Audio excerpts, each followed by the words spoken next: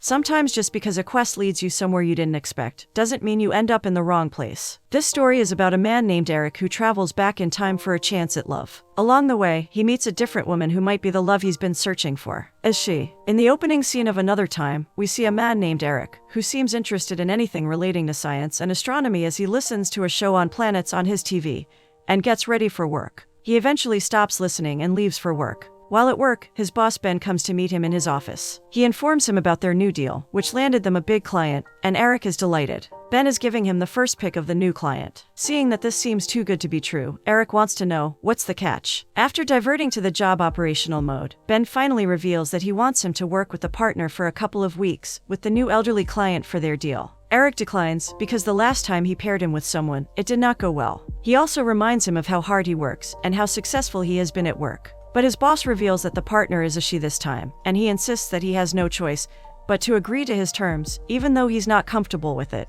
After all, he is the boss and Eric is an employee. Well, the case is closed. Later that day, Eric hangs out with his friend Cal in a bar. He complains about the issue with his boss, about working alongside a partner for their new client. Cal, who is Asian, believes he is having a rich white man problem. He feels he complains a lot, so he advises him to quit, but Eric lets him know he can't because the job pays well. Talking about money, his friend believes he has money, but he's not spending it. He makes more money than him, and yet he resides in a small apartment and owns just one car. However, Eric defends himself that he's saving for the rainy days. Meanwhile, a lady admires Eric and pays for his drink. However, his friend wants him to be careful with her, because she's probably married. His reason is that she has been sitting alone for a long time, and even has a ring on her finger, which may signify her recent divorce. He decides to confirm if it's true by approaching the lady. Afterward, they meet in the restroom, and Eric claims that she bored him. Cal is surprised at him, because the problem is not that she is married, but that she is boring. Eric's love life is nothing to write home about, even though he's successful. Back at home, he listens to updates concerning space and the galaxy before he goes to bed. In the next scene, Ben introduces Julia to Eric. Julia is the owner of a recently acquired company. Eric sarcastically introduces himself as a team player. Ben leaves them to get acquainted. Julia, who is easygoing, hopes to get along with him. But Eric lets her know he wants to be in charge. All he wants is for her to leave the project file on his desk, and he will do the other work on his own. This surprises her, as it isn't part of the deal. She had been specific to Ben about what the turnover processes would entail, and now Eric is changing everything. However, seeing she is firm on their work terms, he has no choice but to go with the flow. Even though it's against his wish. They work late. She tries to remind him of some necessary things to get done. But before she can even finish speaking, he proudly announces that he is good at his job. This, coupled with his nonchalant attitude to her joke, makes her believe he does not like her. He claims it is because they're meeting for the first time, and he does not know her. This makes her think he is full of himself. After work, he continues with his everyday routine of listening to space-related news. This time, the news is about planets, and he listens with some office documents on his lap. He even dozes off while at it. The next day, they continue to work together, but since he believes so much in his ability, he wants to do all the projects by himself, so he selects their new clients without letting her know. When she eventually learns about that, she feels bad, and insists he includes her in every decision he wants to make concerning the project. Left with no choice and seeing her unrelenting attitude, he begins to discuss each client with her. He catches her up on the profiles of each, and lets her know all about their clients. The way he gives a detailed profiling of each client has her admiring him. She's impressed, and he reveals he worked from home the night before. However, back at home again, Ben listens to his news as usual, while working. Cal calls to remind him about their hangout, but he declines because of work. He reveals he now works with someone named Julia. His friend believes she must be beautiful, but he finds his assumption funny. The show continues, and the narrator talks about the types of matter. After the call, he decides to leave his office tasks to do what he really likes, which is related to science. The next day, their boss Ben wants them to get the project done as soon as possible. He wants them done by the end of the week because their SEC quarterly review got moved up a little bit, and they need to wrap things up to meet up from their end. He even suggests they work overtime. They agree to do that, not like they have a choice. Eric offers to get Julia dinner. While eating dinner, they seem to get along, and have a deep conversation about life's direction and goals. Eric is not one to follow tradition, such as eating with chopsticks, when one can easily use a fork for the same purpose. Julia tries convincing him, but he has an answer for everything. This makes her conclude that he's proud, and she even mentions that he is not as smart as he thinks he is. She thinks if he is really smart, he would be doing something more with his life. To convince her that his cleverness has brought him this far, he reveals he grew up as a poor kid from the Midwest, grew up in poverty, but he is now a successful account manager making a high 6 figures a year. Well, monetarily that is impressive, but to her, his success is not defined alone by that. She believes success is all about being impactful. He argues he helps people plan for retirement, but she points out he helps rich people get richer, which is low impact. She also let him know he's intelligent, but his kind of work can't make him reach his full potential. His level of intelligence could make him like a doctor curing a disease, or a scientist inventing new technology. Eric reveals what he has never told anyone before to Julia. As a child, he dreamt of becoming an astronaut. That explains his love for science shows in space. She encourages him to not give up on his dream. At this point, and seeing a lady who is not intimidated by his intelligence, he is gradually falling in love with her. In the next scene, Eric lets her know they have been able to make a lot of progress early enough. Due to that, they're through with the project before the deadline. She's delighted, and so is he. Eric suggests they celebrate with ice cream. After getting the ice cream, he wants to know how she plans to impact lives. However, even though she is set for life between the buyout and her inheritance, she is still trying to figure it out. But she plans to reach out to those who can't help themselves by teaching kids, building libraries, or digging water wells. He encourages her and even admits she inspires him. She does seem to like him too. She still encourages him to be an astronaut and just observe while sitting on Earth. Suddenly, he leans in to kiss her, but she stops and apologizes as she leaves in haste. He tries to find out the reason, but she does not bother to wait to explain. Later, Eric hangs out with his friend as usual. He let him know about Julia and what happened between them earlier. Cal encourages him to move on because he believes he's every woman's dream man, since he is good-looking and successful. Eric doesn't want to because Julia is different from all the girls he has met.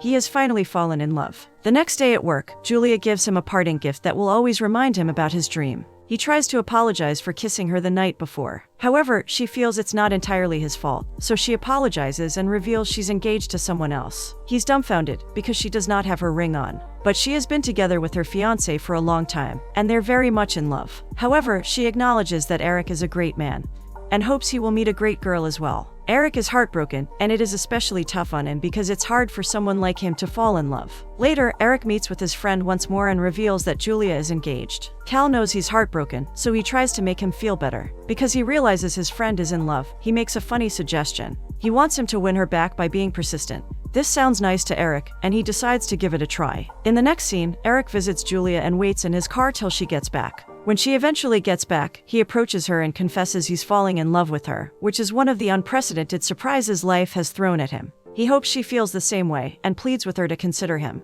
She makes him happy, full of life and purpose, so he believes the universe wants them to be together. However, she believes if the universe truly wanted them to be together, their paths would have crossed before she met Ben, who happens to be her fiancé. She let him know how much she loves Ben. Ben approaches them, and she introduces Eric to him. She claims he is just in the area and just stopped to say hi. Ben's delighted to meet him because he has heard so much about him from Julia. Being a nice person, he invites him to their house. But that's the last thing a disappointed Eric needs. He watches them as they walk away. Later, he is watching a science program on television when Professor Joseph Goyer is being interviewed about time travel. The professor strongly believes time travel will be discovered in this lifetime. This triggers a plan in Eric's mind. He seems to remember Julia's comment about the mistiming of their connection, and this makes Eric consider traveling in time. He decides to meet the professor. The next day, Eric travels to the California College of Science, where Dr. Goyer works. After an exchange with a difficult security guard who doesn't want to help at all, a different professor offers to help. He reveals that Goyer was fired many years ago after an experiment went wrong and the lab exploded, so he does not know his whereabouts. However, he suggests he reach out to his ex-wife, who's still around the university. Eric appreciates him for his help. As he plans to leave, he's curious. He decides to pose the question to the professor to learn if Professor Goyer will really be able to achieve time travel. The professor believes he's the most intelligent out of them all, so there's a probability that his experiment will work. With that, he goes off to visit Professor Goyer's ex-wife. He eventually locates the professor's ex-wife, Lynn. Unfortunately, she is unable to be of help to him, because it has been a long time since she reached out to him. She suggests he may be in Arizona or Alaska, where his grandfather has property. Later that day, Eric informs Cal of his plan to travel back in time. His friend believes it's a crazy plan. However, Eric argues that he has not fought for anything in his life and feels this is the right moment for him to fight for Julia, so he will not regret it. However, no one is sure about Goyer's whereabouts. Cal wants to help, so he promises to try and find him. Not long after, Cal surprisingly discovers the professor's whereabouts, which is Arizona, where his grandfather has a large parcel of land. He gives him the driving directions to the place. Eric's delighted. Cal wishes him luck as they say their goodbyes. Then Eric travels to Arizona and indeed finds Goyer there. Goyer is surprised that someone came looking for him. Then Eric goes straight to his reason for being there. He reveals he is curious about his time travel experiment, He wants to know what is needed to make it a reality. Goyer reveals it needs money and time, which he does not have. Fortunately, Eric has money and some time to spare. Goyer decides to give him an audience and invites him to his house. Inside, Goyer describes in detail how time travel will work. He let him know it can function under a slim probability. However, he reveals that if an individual goes back in time, it will not change the future. He believes the individual will start a brand new timeline, which will assist the individual to do things differently. He also talked about his first failure, which was blowing up a lab. It cost him his funding and made him a laughingstock in the scientific community. Eric proposes a chance at proving his theory and encourages him to give it another try. Later, as they talk more, Goyer lets him know he has been enjoying the seclusion and quiet ever since being fired. Although he still believes time travel is possible, Eric believes a lot of scientists in history failed many times before they became successful. He then encourages him to start his research and even offers to assist him. He would also give him all the money he needs. His enthusiasm convinces Goyer to restart his research. The two men bond over their affection for science fiction while they work together. Dr. Goyer also discusses the impact of the lab explosion on his life and career. He shows the equation he needs to complete the experiment. Eric believes that's the end game. He also narrates a story from his childhood to Eric about a kaleidoscope toy he really wanted when he was younger, but couldn't afford. Later, as an adult, he was able to find the toy and buy it. He was so distracted looking through the kaleidoscope that he bumped into a woman and dropped the toy, breaking it only a few minutes after finally owning it after all those years. Eric thinks that the kaleidoscope is jinx, but Goyer disagrees, because he fell in love with the woman he bumped into, who later became his wife. In the next scene, the two men continue working on Goyer's time travel theories and equations. Goyer let Eric know the calculation must be accurate to avoid any damage. Unknown to him, Eric is desperate in his quest to get Julia back. The next day, as the work progresses, Goyer's curious and wants to know why he wants him to prove the time travel theory. Eric did not want to reveal much detail to him, so he claims it was for a personal reason. He feels bad about how his journey turned out and wishes it was the reverse. Goyer's not satisfied with his response, but they continue with their quest, and Eric assists him diligently. However, after so much progress, something bad happens. The circuit they use in making the time travel gets faulty. Eric hopes there's another way out. Fortunately, Goyer comes up with one, and they continue with their experiment. Goyer assures him that their experiment will be successful. They work till late at night. However, Goyer doesn't want to finish until Eric reveals why he is helping out, which is something Eric has been evading. Left with no choice, Eric finally confesses the truth, which is to go back in time to meet Julia before she meets Ben. This is so she can fall in love with him instead of Ben. Goyer realizes that Eric wants to experiment on himself. He gets very agitated because he feels it is too dangerous to go straight to experimenting on a human. Anything could go wrong. However, Eric, who's desperate, insists he gives it a try. He sees it as a reward for assisting him. Goyer refuses to try to resolve the final stumbling block, which is the equation. He let him know it's impossible, making Eric feel bad. Eric angrily storms off and ends up at a local bar that is empty except for him and a bartender named Ally. He unloads his troubles on her, and she sympathizes with him. She describes herself as someone who once thought of herself as wild and crazy, but she ended up playing it too safe and never had any adventures. Now she has too many responsibilities to change that, and she seems bitter. Eric tries his best to encourage her. He wants to know what she would do if she could go back in time and do things differently as a younger person. If given the opportunity, she would do something crazy like going on an adventure to Alaska, where she could be free. However, she believes it's too late. Later, we see Eric in a hotel room working on equations. Then Goyer is at home alone, thinking. Eric tries to solve the equation, but fails at first. However, the next day, he has a breakthrough and gives his notes to Goyer. However, Goyer wants to know if Julia is worth his desperation. Eric proudly claims she is worth it. Then they restart their work together. They quickly solve all the remaining difficulties and are finally ready to carry out the experiment, which Goyer no longer seems to have any objections to. Finally, it's time for the experiment, and Goyer gets Eric ready for his quest. He gives him some cash so he will not get stranded, and suggests he figure out a way to survive when he gets back in time. However, Eric already has his plan mapped out. He wants to go back to the same day that Julia first met Ben, which he knows was the opening day of the first Twilight film. He remembered that Julia mentioned that it is the line Ben said to take her out on their first date. Guess what? It's coincidentally the same day as the explosion at Goyer's lab. So Goyer wants Eric to take note of the solution to his past self by 7:30 p.m. The note contains information that will prevent him from blowing up his lab. If that is successfully done, that version of the timeline can have a Goyer that avoids the failure of proving his theory and being fired. That way, the Goyer in that timeline will have an opportunity at a better life. He clarifies once more that there is no coming back from the time travel, and Eric is game. They have created a plan which includes him taking Goyer's truck from the past. He will drive to Los Angeles to give younger Goyer the letter by 7:30 p.m., with enough time to then meet Julia at the mall. They hug, and he sends them back in time. In the next scene, the experiment works, but when Eric tries to start the truck, it refuses to start. So Eric has to walk into the small town, where he goes to a convenience store. There he meets a younger ally, who was working as a store clerk in the past. Younger ally is surprised he knows her name.